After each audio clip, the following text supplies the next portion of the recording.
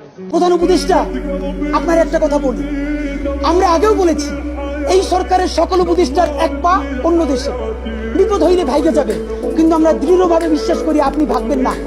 এর প্রমাণ, আপনি যদি ভাগতেন পৃথিবীর কোন দেশ আপনারে রাখতে চায় না বলেন?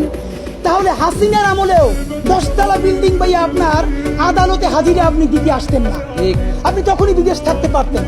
আপনি এই দেশে থাকতে চান বলেই আপনি আসছেন, আমরা বিশ্বাস করতে চাই। মাননীয় প্রধান উপদেষ্টা, আপনি বাঁচবেন কয়দিন বলেন?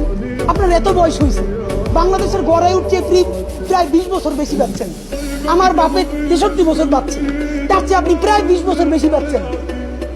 মাঝে মধ্যে মৃত্যু বেঁচে থাকার চেয়ে অধিক। মাননীয় প্রধান উপদেষ্টা, আপনি একটা গবেষণা করেন, বাংলাদেশে গত 50 বছরে কোন রাষ্ট্রপ্রধানের 30 মিনিট 40 মিনিটের বক্তৃতা রিক্সা চালক, ভ্যান চালক, সবজি বিক্রেতা, বিশ্ববিদ্যালয়ের প্রফেসর, ছাত্র জনতা আধা ঘন্টা বসে তার বক্তৃতা শুনে নজির নাই। যেটা আপনারটা হয়েছে, এটা কিন্তু আপনার চেহারা দেখে না।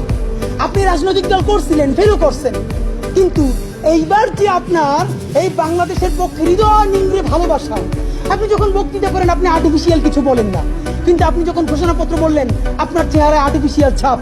ইদানিং আপনি স্পিড দেখে দেখে বক্তৃতা করেন, এগুলো আমরা চাই না। মাননীয় প্রধান উপদেষ্টা, আপনার অন্তরে যা আছে, আপনারা যে বাধ্য করে তার কথা বলে দেন না।